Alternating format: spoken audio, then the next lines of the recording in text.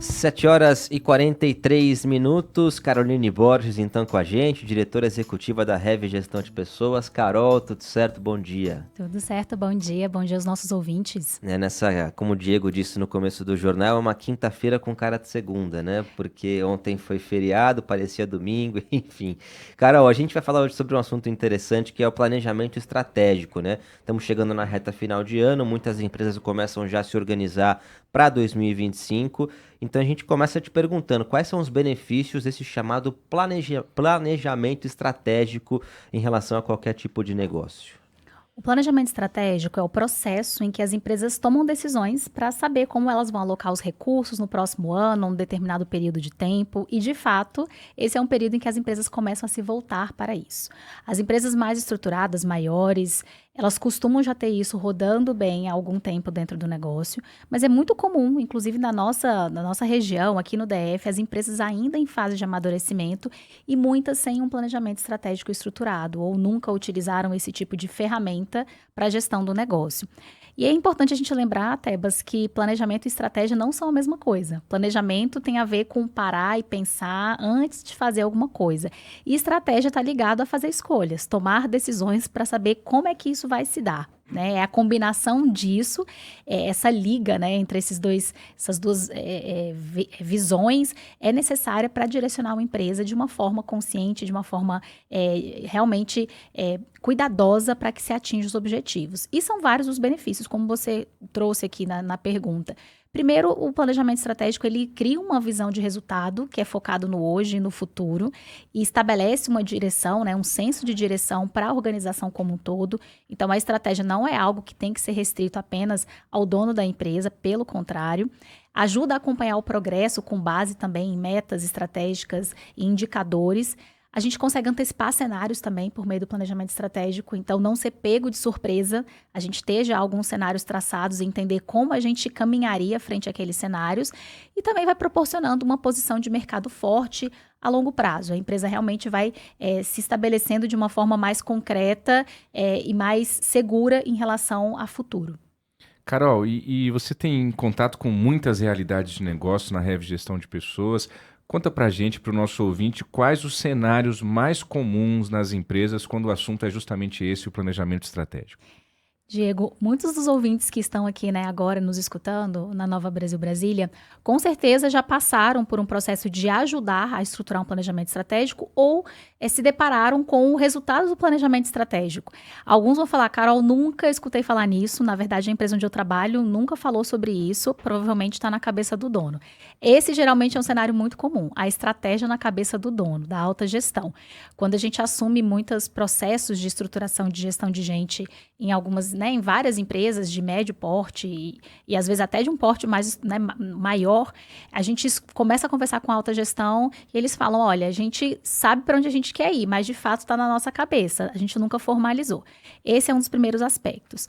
Um outro E ponto... tem um juízo de valor nisso aí? Desculpa, Carol, é Claro. bom que o gestor compartilhe isso? Na verdade, é crucial. Para uma estratégia funcionar, todo mundo precisa saber para onde o barco está indo. Como é que você rema, né, vai no dia a dia trabalhar ali dentro de uma execução que você não sabe para onde você está sendo direcionado, aonde o negócio precisa chegar.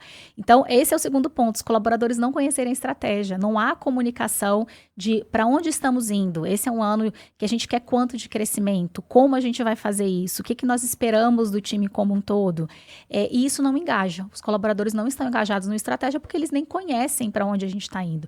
Às vezes é uma estratégia de crescimento, pode ser que seja uma estratégia de organização da casa e pode ser, inclusive, que a empresa esteja num período de crise e seja um momento de todo mundo se voltar para reduzir custo, aumentar a eficiência ao máximo possível, evitar erro, não pode ter churn de clientes, ou seja, perda de clientes, né? Então, ter esse engajamento na organização. Uma outra questão faltam informações. Vamos estruturar o planejamento estratégico. Faltam informações, faltam análises, faltam visões ampliadas ou específicas, porque às vezes as pessoas não são chamadas a participar desse processo. Então, quem faz considera apenas sua visão. Então, eu tenho um diagnóstico falho. Começo o processo e eu não tenho números ou tenho dados, mas eu nunca analisei. Tem muito aquela questão de olhar só para o próprio umbigo. Eu olho sempre para estatísticas, números internos, mas eu não olho para o mercado. Isso é um problema. Ou eu olho só para o mercado e não olho para aspectos internos que precisam ser considerados no planejamento. No plano de ação, quando ele é estruturado, não é considerado aspectos, não são considerados aspectos culturais do negócio. É muito comum o empreendedor ter uma visão super lá na frente, eu quero isso, vamos conseguir isso no ano que vem. Ok, vamos olhar para a cultura da empresa. A cultura da empresa, ela suporta esse tipo de ação nesse período de tempo? Ou a gente vai ter que caminhar um pouco mais devagar? Ou teremos que entrar com ferramentas um pouquinho diferentes para conseguir chegar aonde a gente precisa, onde a gente quer. E uma outra questão que é muito comum, Carol, tem um planejamento estratégico, mas não acompanhei. Então, eu não sei o que foi que aconteceu. Ele vira letra morta, tá ali no papel, até formalizei, contratei alguém para fazer para mim, ou fiz internamente, mas não acompanhei, ou o planejamento é muito engessado. E lembrando, é um planejamento. Ele pode ser ajustado, deve ser ajustado, inclusive, é por isso que existem revisões anuais, ou eu mudo toda hora, né? Aquele empreendedor que tem uma cabeça a mil e tudo que ele vê, ele quer colocar. O planejamento estratégico também está ligado ao que eu não vou fazer. Não só o que eu quero fazer, mas o que não está na minha pauta e realmente eu não vou fazer.